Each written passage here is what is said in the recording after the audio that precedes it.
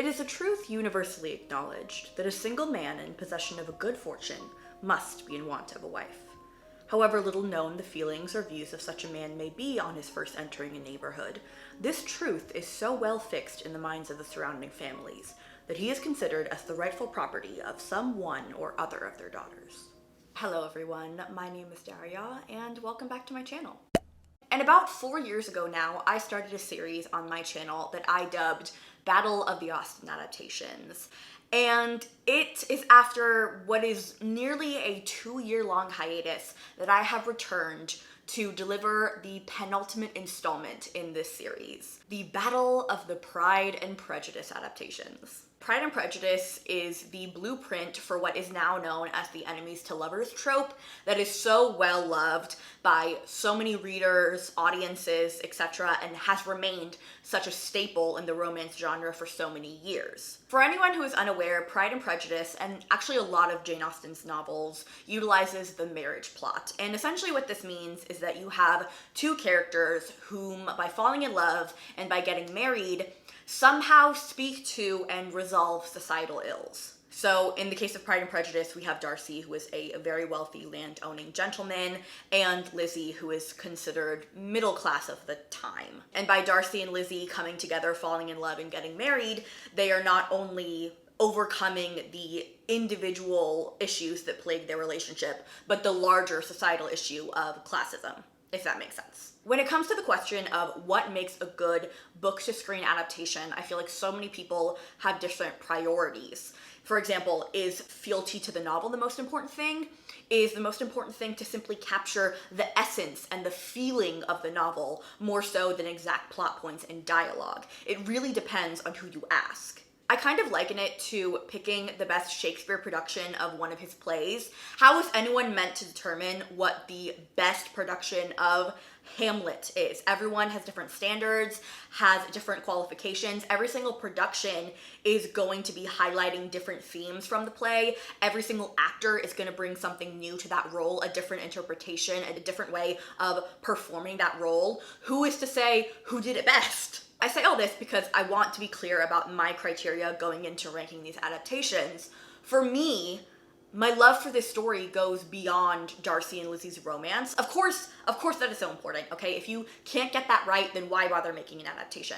But just as important to me is everything outside of those two, okay? I really care about how Mr. and Mrs. Bennet interact with one another. What is their relationship like? I care about if we can buy Mr. Wickham as this very charming, easy to like kind of guy. Like, all these little things matter to me. I feel like everyone has that one book. You have that one book that you love so damn much, that you know so well, that you have such a strong conviction of how it should be adapted, that it can be very hard to please you. And Pride and Prejudice is kind of, that's mine.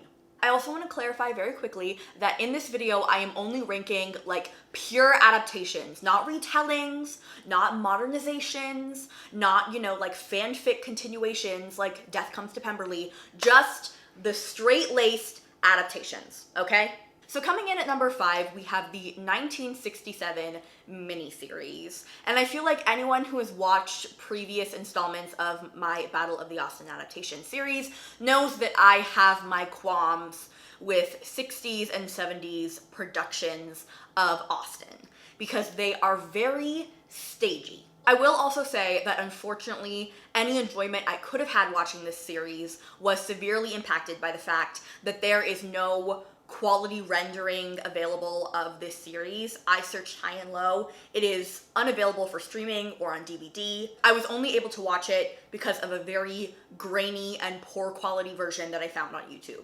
And unfortunately, that is going to affect its ranking and my enjoyment of the series. However, I do believe that even if I had seen it in the most pristine condition imaginable, it would still rank last. There were a lot of changes made that felt very unnecessary to me. They did not drive the plot forward in any way. It seemed like they were just making changes for the sake of making changes. An example of this is the fact that in this version, Mr. Bingley comes from humbler backgrounds. His father was a tradesman who, I guess, built up his wealth until his son could be a land-owning gentleman. Darcy and Bingley are also introduced at completely different times. Bingley is introduced to the audience pretty much from the jump along with his sisters, whereas Darcy doesn't show up until about halfway through the first episode at that first public ball. I suppose the reason for this is to kind of hype up the entrance of Darcy, but I didn't really feel a lot of hype. He kind of just appeared out of nowhere. But then again, that also comes down to the fact that, like I've said in previous videos, productions from the 60s, 70s, even into the 80s didn't really have a lot of pizzazz, is the only word I can think of. The camera work, the lighting, cinematography, music, none of it is really there. It really just feels like a camera is put into a room and the actors are just moving back and forth. It's basically a stage play brought to life, but I feel like even that is a little bit of an insult to stage plays because some of those productions are absolutely gorgeous and very dynamic, and this series was none of those things. Come to think of it, some of the changes that were made in this version were actually a detriment to the story.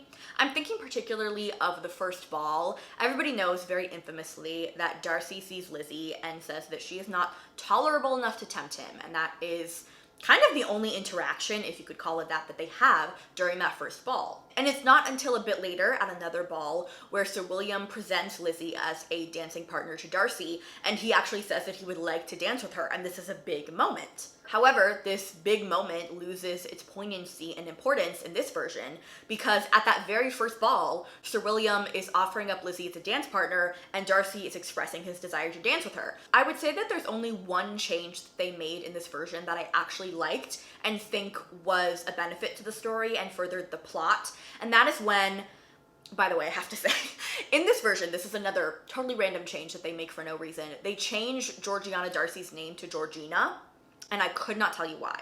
Absolutely unnecessary. But anyway, when Georgina overhears Caroline Bingley talking about Wickham, she becomes so distraught and has a very visible reaction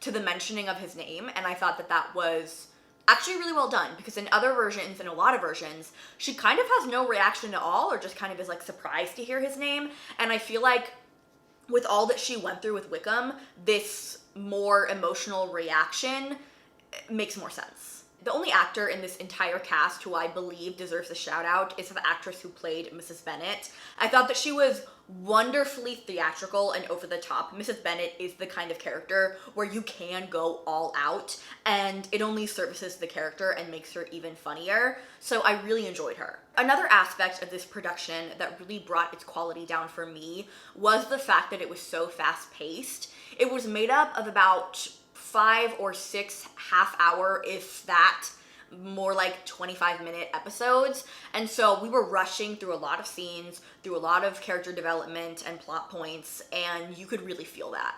I will end by giving this 1967 miniseries a single credit for including my favorite line from the novel, the line that I believe is the most romantic, when Darcy is asked about when he fell in love with Elizabeth, and he says that he was in the middle before he knew he'd begun. And I will actually give them a second credit because in the final scene in this series, Darcy and Elizabeth show up at Pemberley. They're both gazing at it from afar, and Darcy tells Elizabeth, this is the final line in the entire series, "Welcome home, Mrs. Darcy," and I kind of love that. Next in the lineup, coming in 4th place, we have the 1980 miniseries produced by the BBC. And I think I forgot to mention earlier that the 67 series was also made by the BBC, and then we all know that they did another version in 95, so it kind of seems like they wanted to create a Pride and Prejudice for every single decade and generation. The first thing I need to do when talking about this version is praise to high heavens the specialized intros at the beginning of every single one of these episodes. Basically, it's like this panorama of illustrations that tell you the events of the entire episode, and they are so well done and so beautiful, and I absolutely adore this detail. This adaptation felt very familiar, and I say that because the script is basically word for word taken from the novel, and in that sense it will feel very familiar to anyone who's watched the BBC's 95 production. When comparing the 80s version to the 95 version, there actually really is no comparison because everything that this version did, the 95 version did better. So it kind of felt like watching the poor man's version, the Walmart version of the 95 production. Sorry. Coming into this list, I was actually most excited to watch this production because I knew that so many people were fans of it, and I was very disappointed to find that I was not one of those people. And I feel like it goes back to, again, I'm sorry you guys are tired of hearing me give these same complaints, but it just remains true that this production felt very stagey. It felt very bland. I didn't feel like any of these actors were really inhabiting their characters. Like, I was looking at them and I was saying, this is an actor putting on a role. It felt like everyone was just standing around waiting for their cue to deliver their lines. And you know what? That all would have been fine had the characterization and the performances of Lizzie and Darcy not been so off. If I had to describe the actor who played Darcy and his performance in one word, that word would be stiff. Every single line that he delivered, it looked like it was painful for him to say it. He was just there looking like a puppet reciting these lines. There was no emotion. And I kept waiting for that to change because I felt like it could have worked, because in the beginning, Darcy can be very stoic, very standoffish. I was like, okay, maybe there's going to be some kind of turn, some kind of change later on when he begins to soften and open up more. But there never was. If you look at the scene where Darcy sees Wickham for the first time, and then you compare the actor's facial expressions to the scene where he proposes to Elizabeth for the first time, it is the same facial expression. That should not be happening. And now let's move on to Lizzie. If the actor who played Darcy was underperforming and underreacting, this girl was overreacting and overperforming. It was just too much. Once again, it just felt like she was delivering these scripted lines, but in a different way from Darcy. When he wasn't showing any emotion, for her, it felt like she was doing too much. Like she was putting so much emphasis on her words and just trying to deliver them with all of this gusto that it came off just really fake. But it suited Mr. Darcy to give my living to another. His behavior to myself has been scandalous. Gave your living to another? Why did you not seek legal redress? Mr. Wickham is above everyone. In person, countenance, air. Oh, but Charlotte, what he has told me of Mr. Darcy. I never liked Mr. Darcy. Another thing that bothered me about the depiction of Lizzie in this version is that she was far too attached to Mr. Wickham, and I really didn't like that. Because in the novel, Lizzie, while she does like Mr. Wickham, she never finds herself in danger of falling in love. She always kind of keeps a bit of emotional distance between herself and Wickham. And I really like that about her. But in this version, she was too, big-eyed, sappy schoolgirl about him. There's a scene where she finds out that he is engaged or likely engaged to Mrs. King, and she has such an emotional reaction to it. And what upset me even more is that they gave her iconic line to Mary, of all people. In fact, they did that a lot in this production. A lot of Lizzie's best witty and biting lines were given to Mary. Poor Lizzie. Miss King. Odious Miss King. Miss King. Well, she's a very good sort of girl. In exoneration, let it not be forgotten that young men must have something to live on as well as young women. Lizzie would also have this internal monologue going in her mind a lot of the time that I really didn't like, and again, I think detracted from her character. There's one moment in particular that I'm thinking of when, after Darcy leaves, after giving her that horrific but also very iconic first proposal, she in her mind is thinking, she's almost flattered by it, and she kind of starts smiling a bit after he leaves. It just felt so out of character, and it was so jarring to me. I remember pausing the video what I was watching, and I was like, that's not my Lizzie. That's not my Lizzie. I think her inner monologue also became a detriment because it made her feelings for Darcy so obvious. And then you compare that to this version of Mr. Darcy, who, like I said, is stoic to the point of being a statue. And it just made her feelings, it made it seem so unbalanced. The ending to this production felt a bit rushed, But again, I will give them credit because they included my favorite line, being in the middle before I'd known I'd begun. I love that line so much. I wish more productions used it. All in all, this series just felt unremarkable. Nothing in it was done that was not done as well, if not better, in other adaptations that were ranked higher on this list. From the romance to the characterization to the music to the cinematography, everything here just felt subpar. I'm sure a good amount of people will be miffed that this adaptation ranked so low, but I feel like as I get older, in the choice between a faithful adaptation and a movie that is a good time, I will pick the good time movie every time. I feel like a good case study for what I'm trying to get at is the Percy Jackson movie. Was it a good adaptation? Was it faithful? No. Do I still love that movie and find it super entertaining and will willingly watch it on my own just for some fun? Absolutely. And I'm saying all this to preface the adaptation that is coming up next in third place and why I ranked that over the 1980 version. And just so you know, in third place we have the 1940 film. Now this version, I'm gonna say this right off the bat, horribly inaccurate. Horribly inaccurate. I don't think there's a single production that even comes close to the amount of inaccuracies that this movie has. However, I was thoroughly entertained by this film. Thoroughly entertained. And that is why it ranks above the 1980 version, in my opinion. And I feel like a lot of the inaccuracies can be explained by the fact that this movie was inspired by the novel and adapted from the novel, yes, but it was also primarily inspired by a play version, a stage version of the novel. And to explain all of the inaccuracies that I am about to get into, let me read to you the summary of that stage play. Mrs. Bennet is determined to get her daughters married. Jane, Elizabeth, and Lydia are likely-looking girls in a period where a woman's one possible career is matrimony. To be a wife was success. Anything else was a failure. Jane and her Mr. Bingley and Lydia with her Mr. Wickham are quite content with things as they are, but not Elizabeth. She actually refuses to marry Mr. Collins, whom she openly deplores, and Mr. Darcy, whom she secretly adores. This play is the story of the duel between Elizabeth and her pride, and Darcy and his prejudice.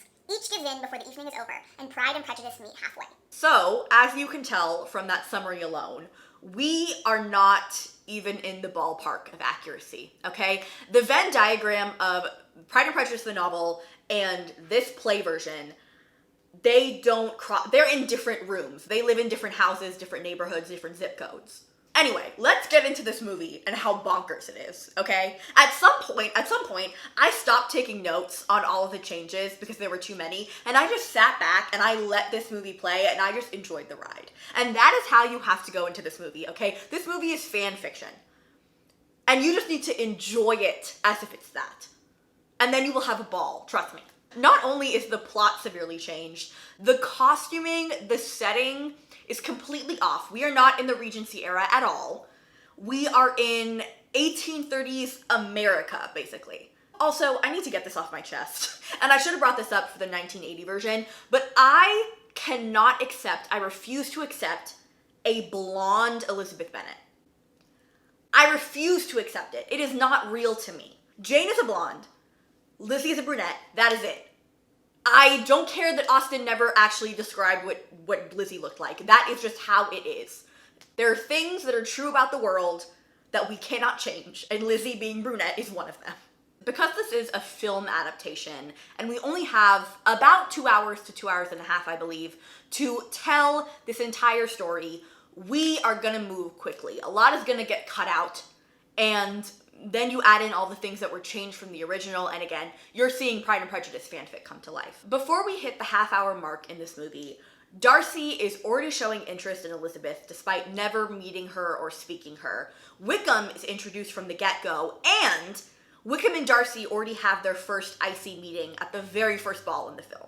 Wickham is also a character that doesn't really seem to have much of a point in this version. He is not anywhere near the antagonist that he is in the novel.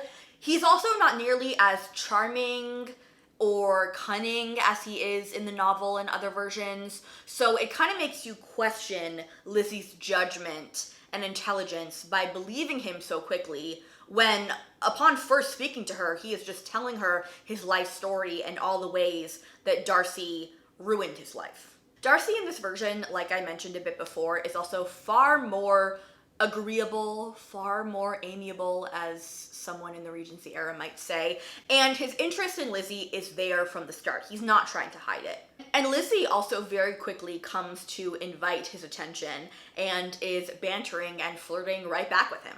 There's also this very interesting moment when Lizzie is completely overcome with embarrassment over her family making a fool of themselves at Bingley's party, and she kind of begins to cry on her own in the corner, and Darcy comes and is very kind to her and very non-judgmental of what's happening with her family, and they decide that they're going to like start anew. She's kind of warming up to him in this moment, you can definitely tell, and starting to maybe have some feelings for him. And then he sees like Lydia and Kitty drunk out of their minds, and he overhears her mother's like scheming, and then he kind of immediately backs away and changes his mind. And it was so, I mean, obviously there's like remnants of the book in there, but it was so different because this happens throughout the entire film. Darcy and Lizzie flip-flopping, especially Lizzie, in her feelings for Darcy. They're constantly going back and forth about whether or not they love each other or they hate each other. Another huge change that happens comes at the tail end of this film, okay, right at the end. Catherine de Bourgh shows up at Lizzie's house and she confronts her, as we know, are you engaged to my nephew? And I was sitting there like, okay, I guess we're getting back to book accuracy, but I don't think we have time to resolve all this. We have like 10 minutes left of the film. And turns out, this is another change, because as soon as Lady Catherine leaves, Darcy comes out of a carriage and is like, what did she say? And so you find out that apparently this is all a ploy. Like Lady Catherine was supposed to go in there and basically like do some kind of test to prove whether or not Lizzie wants Darcy. And she passed the test. And then Lady Catherine is like, I approve of her, and you know, you need someone who's gonna challenge you and stuff. And I was like, at that point, again, I had given in to the like lunacy of this version, but that caught me so off guard and I laughed so much. In general, this film is just very lighthearted. Okay, the most dramatic moments, the most intense moments in the novel, they just don't hold the same weight in this version. And even if they do happen, like everything that happens with Lydia and Wickham running away, it is resolved so quickly and so easily. Now, given how wildly inaccurate and kind of ridiculous this version is, I'm sure you're sitting there thinking, why did you rank this above the 1980 version that is very loyal to the book? And let me try to explain again. I feel like when an adaptation is very obviously attempting to be accurate to the source material, like the 1980 version, I am going to hold it to a higher standard. So when Lizzie's characterization is off, when Darcy is not selling me on the romance and he's standing there like a statue like he did in that version, when none of the side characters are really delivering memorable performances, I am going to come down more harsh on that version because you are attempting accuracy. But with the 1940 film, it was just so bonkers that I gave up.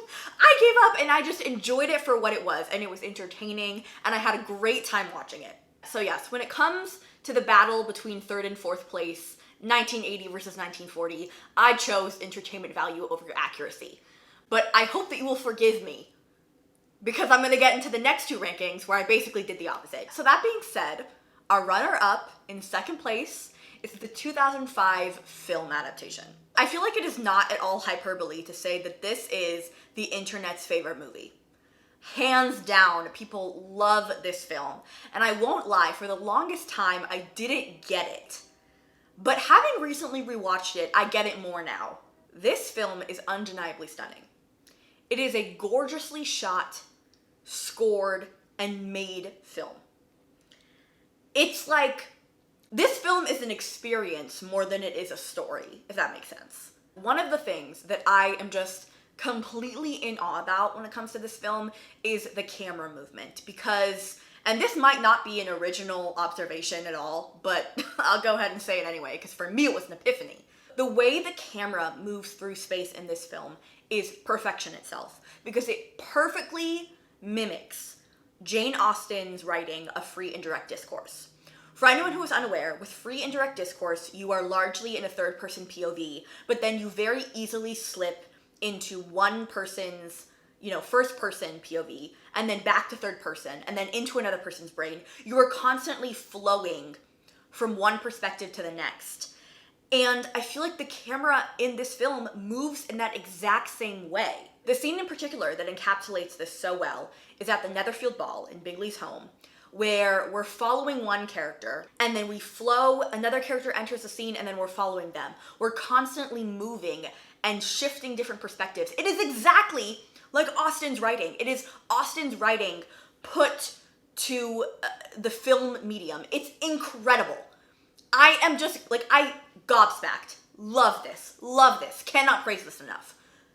Amazing, incredible, never been done before, oh my god. The world of this film also feels so lived in and real. Every single frame is bursting with color and light and vibrance and sound. Two that come to mind are that public ball where the room is jam-packed. It is wall-to-wall bodies. You can barely move. And I absolutely love that because that is likely exactly, if not exactly, what those public balls were like. Another scene that I love is when the officers arrive in town. It is just so hectic and chaotic, and everyone's in the streets, and there's so much noise and so much sound and so much color. And the Bennet house, the Bennet home, the Bennet sisters, they feel like real sisters. They feel like real people. However, while this film delivers in a way that no other adaptation on this list is able to when it comes to form, when it comes to visuals, this film suffers severely when it comes to characterization. A lot of the major faults and flaws in our primary characters and our supporting cast are softened or done away with entirely in this version. And this is purely my conjecture. I don't know if this has been confirmed anywhere. But I believe this was done for two reasons. One, because we are short on time. Okay, we have 2 hours to get through a lot. And number two, I feel like this was done to make the story more palatable to a modern audience. Starting off with the one that really makes no sense to me, and that is Mr. Bingley. In the novel, Mr. Bingley is a very kind, very compassionate, very easygoing kind of person. He is loyal and trusting to a fault. This version of Bingley is empty-headed. You know that phrase, head empty? Yeah, that's about this man. People will call him a golden retriever. No, this man is a goldfish. There is nothing up there. He's so mind-numbingly stupid that it makes me think worse of Jane for liking him, because what is it about this man that is attractive? Next we have Mr. Bennet, who in this version is a far more gentle and far kinder father to all of his girls. He is far more involved with his family. He is far more loving and affectionate to his wife. I understand why this was done, because in the novel, Mr. Bennet is, let's be honest, he's not a good father to anyone besides Lizzie. And he is certainly not a good husband. In fact, he's borderline abusive. He ridicules his wife and his 3 youngest daughters. Of course, we love him and we're endeared to him because he loves Lizzie and we love Lizzie. But bare bones, he's not a good husband and not really a good father. So I perfectly understand why you don't want to go with that version of Mr. Bennet. It is much more palatable to an audience, much nicer to watch this man who is so kind and so thoughtful and loves his family. However, it's very important that Mr. Bennet is kind of a douche because it allows Lizzie to have growth. So when Darcy points out to Lizzie that her whole family is embarrassing during his first proposal, oh my god, he also mentions her father, and that catches Lizzie off guard because she's like, what's wrong with my dad? My dad's perfect. Yes, the rest of them are silly and absolutely ridiculous, but my dad's good. That comment by Darcy makes her think, and it makes her reckon with the fact that her father is not a good husband. Her father and her mother do not respect one another. And she has to come to the conclusion that she doesn't want to be with a man who is like her father. She wants to be with someone who she can respect and who respects her. And that's not the marriage that her parents have. So yes, it's not a great look to have that kind of dad, but it is important. A lot of the other members of the supporting cast, I'm thinking in particular of Lydia, Caroline Bingley, Jane. I don't think that their characterizations were off per se. I just think that there was not enough of them in the film for me to even get a handle on their characterization. Wickham included. Wickham, who is the main antagonist of this film, probably has a total of 10 minutes of screen time? Like I said, it makes sense because you only have so much time in this film. But I feel like it's again, for someone like me who is not just looking at the Darcy-Lizzie romance, it's such a detriment to the story as a whole and to my enjoyment when you are cutting out those major players. In this film, Darcy is characterized as someone who is socially inept, is I feel the best description of it. He is so awkward, and a lot of the things that he says that are lines taken from the book, a lot of the prideful things that he says, the vain things that he says, the holier-than-thou things that he says, the film posits that they're just kind of like word vomit, like he just doesn't know what to say, and he's trying to say something and it comes out the wrong way. He comes off as being frank to a fault and just kind of standoffish with most people. And the problem with this is that if Darcy has no pride, if Darcy has no flaw, then what is there for him to learn? Where is the growth meant to come from? Where is the character development?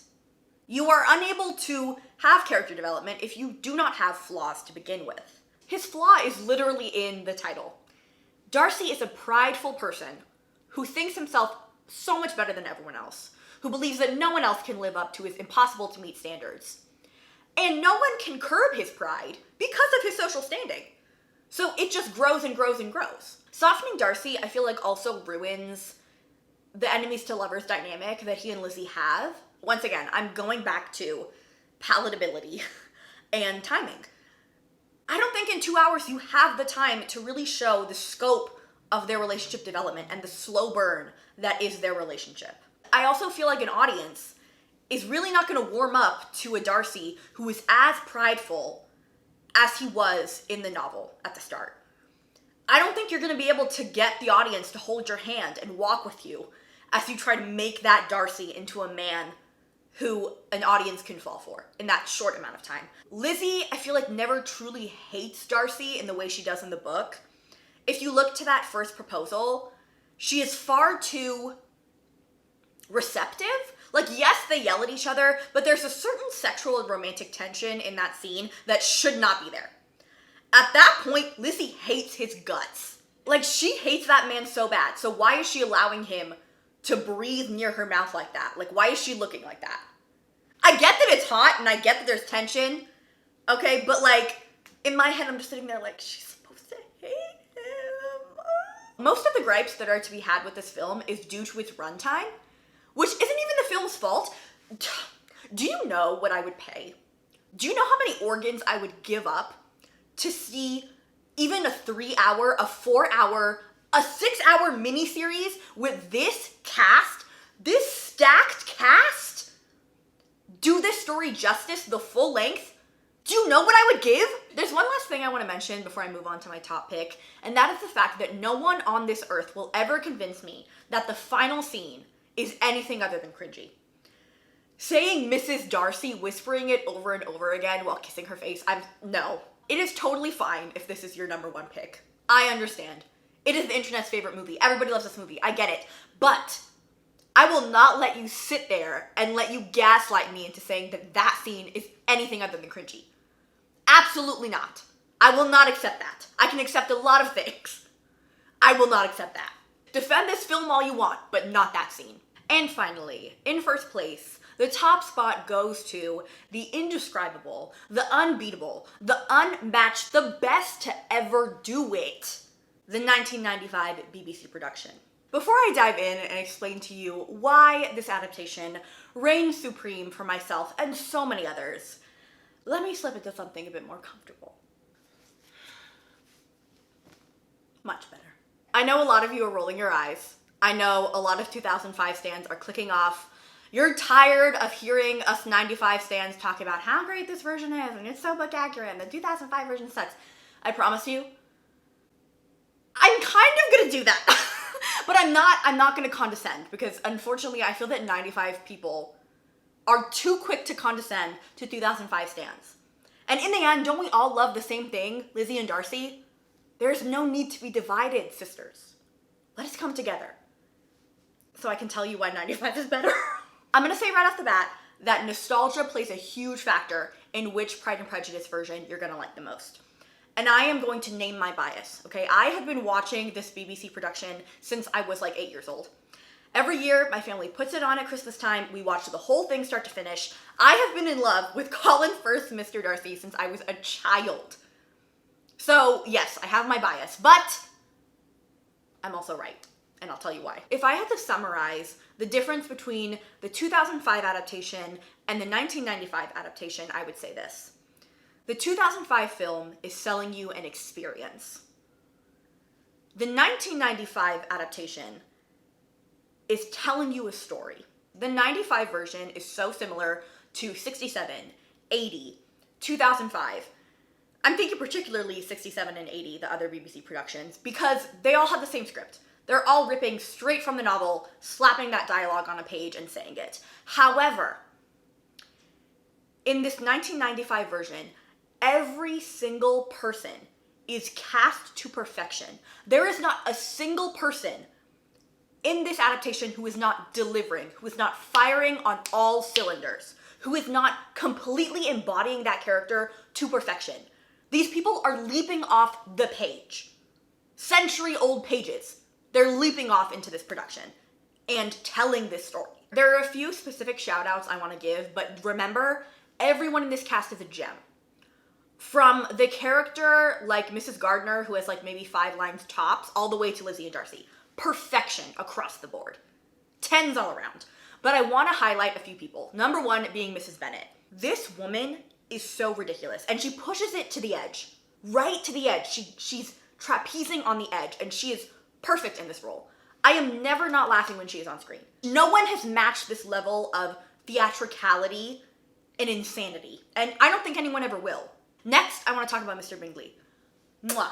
This is exactly how this man should be. He played this role so well. He has this wide-eyed stare the whole time. He's so open.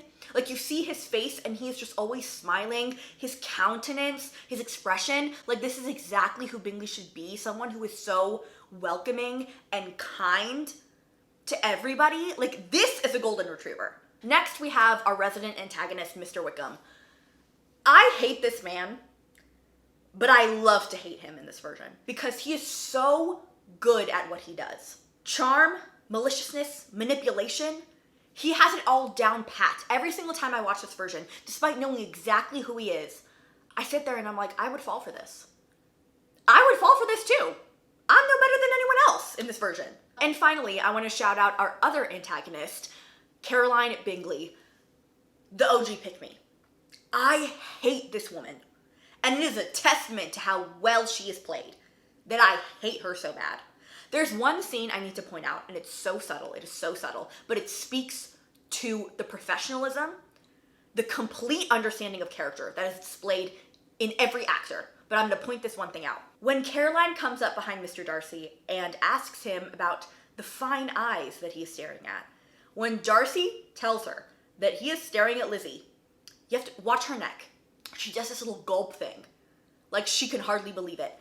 That is acting. It is the smallest, the most minuscule thing, but that is when you know that someone is living their character. There is not a single time where I think that I'm just watching a TV show when I watch this version. I am in it. You are sucked in. I feel like the reason this adaptation ranks so high, the advantage it has over so many other adaptations on this list that didn't rank higher, it has the privilege of time. They have 6 hours to really draw out this story, to flesh out these characters, to show their growth and development, to really deliver on the slow burn excellence that is Darcy and Lizzie, in a way that no other adaptation on this list has done.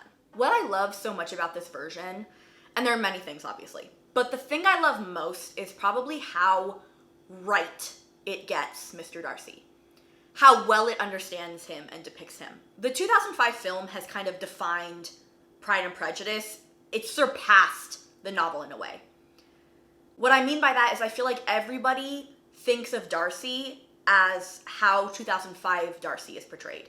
I feel like there's this general misunderstanding of Darcy as a person, and I can't completely blame it on 2005. I feel like in general, people just don't understand the reason why Darcy changed. I feel like they look at it and they're like, oh, like, he changed himself so that Lizzie would love him. He changed himself for a girl, blah, blah. That's not it. Let me explain how it is. because this version, this adaptation, perfectly captures the real growth of Darcy. Lizzie's takedown of Darcy during that first proposal shakes him to his core, because she undoes everything that he believes about himself and about the world around him. The thing that Darcy prides himself on most, the thing that defines him, is the fact that he is a gentleman. Both what that means literally, as in he has the social standing, he has the wealth, he owns land, by definition he's a gentleman, but also the metaphoric definition of a gentleman, the manners, the attitude that comes with being a gentleman and having that title. He sees himself in this very specific way. And then Lizzie turns around and says, "You are nothing of the sort." She says, "You behave in an ungentlemanlike manner." She is digging at his soul. She is upending his identity in that moment. And Darcy has to reckon with that fact. He has to reckon with the fact that he is really not a gentleman. And he has to build himself up to actually reach that standard that he thought he already met. He thought, just by being a gentleman in the literal sense, I am a gentleman in the figurative sense. Because I have wealth, because I have this standing, because no one says shit to me, because how could they? I am better than everyone else. I meet this high standard. And then he realizes that he actually falls very much short. And so it's not that he changes himself for Lizzie, she just inspires a change in him. And because of that inspiration, because she shakes him up that bad with what she said, he begins to grow on his own. And he grows into a much kinder, humbler, good sort of man. And it's that man that Lizzie admires and falls in love with. In that 5th episode, when we see Darcy again in Pemberley, when he's gone through that evolution, it is so gratifying to see that change, because we've been there every step of the way with his growth. Like, seeing Darcy from episode 1 to episode 5, he's such a different person, and that's exactly how it is in the book, exactly how it's meant to be in an adaptation. And no other version has done it like this, has achieved this level of success with that development and storyline. And speaking of episode 5, to all of my 2005 fans, I see you the hand flex scene. And I raise you the greatest, most iconic example of heart eyes in TV and cinema history. Like, literally, look at this. Look at his face. Look at his eyes. Look at every single minuscule micro expression. This is insane. This is insanity. This has haunted me my entire life. My obsession with how men look at their love interests in film and TV began with this look. I think people underestimate the impact that 95 Darcy and Colin Firth had. Like, this man literally inspired Bridget Jones' Diary. Anthony Bridgerton falling in the lake, Mr. Darcy knockoff from the lake scene in this version. Like, so much period romance media was informed by Colin Firth's interpretation of Darcy.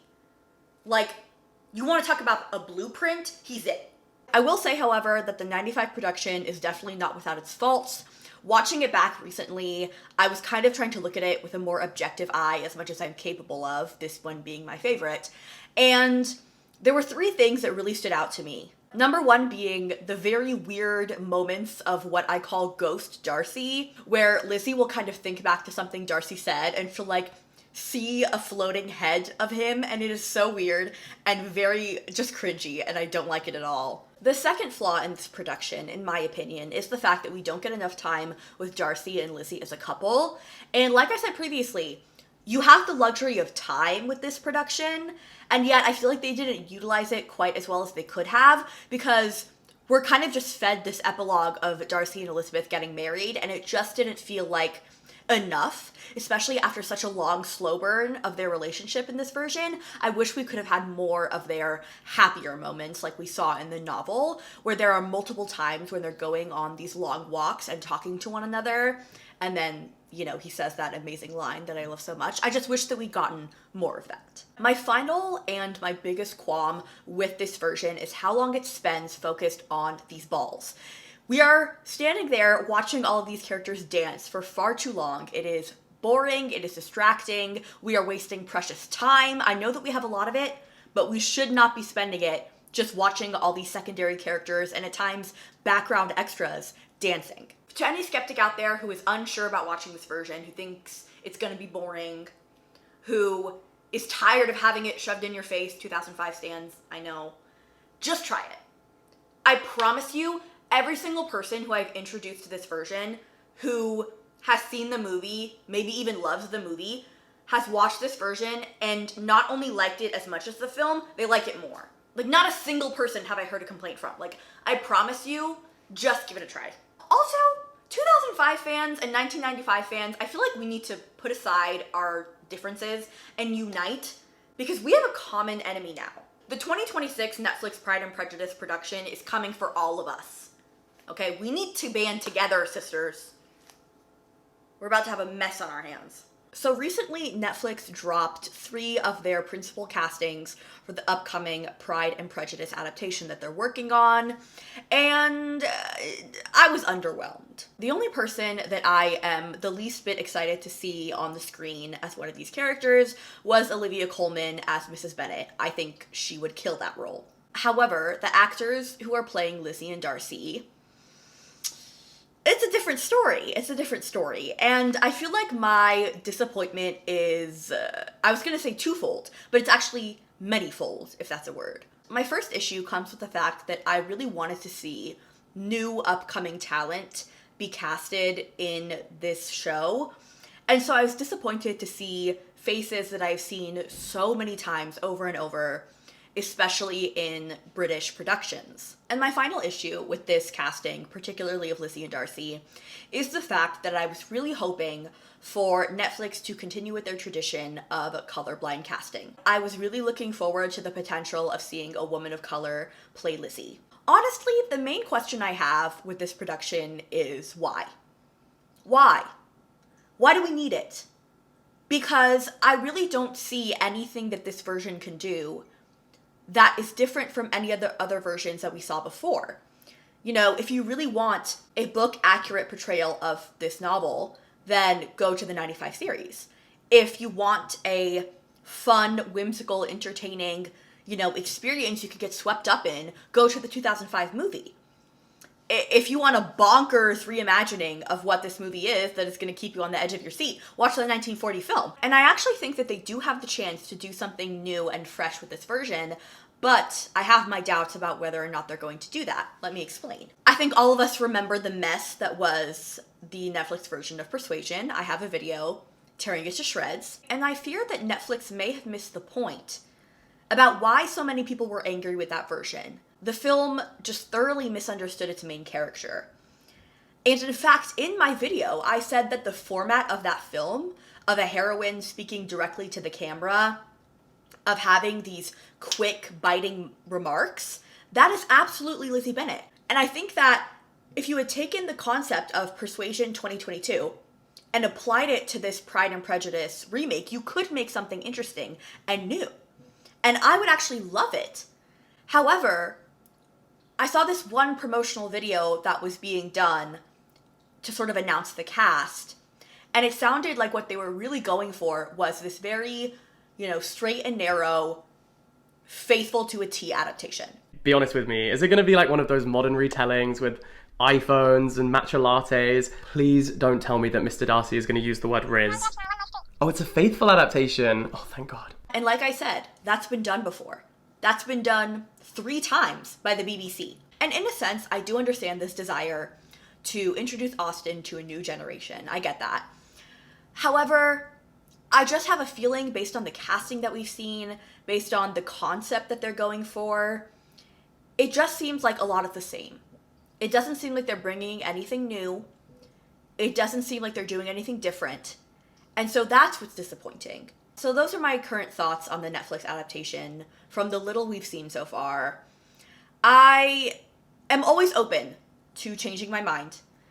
However, I highly doubt that this version is going to overtake the 95 version or the 2005 version in anyone's mind. So that is it for me today, you guys. I really hope that you enjoyed this video, and if you did, don't forget to like, subscribe, and comment down below. Go ahead and let me know what you thought of my ranking, if you would do things differently. I'm sure that many of you would. Let me know if you have watched any of these older adaptations, because I know they're not as popular. If you guys want to find me or follow me anywhere else, all of my links will be down below, including a link to my Patreon where you can find exclusive and extended content from me. I love you all so very dearly, and I look forward to seeing you in my next video. Bye!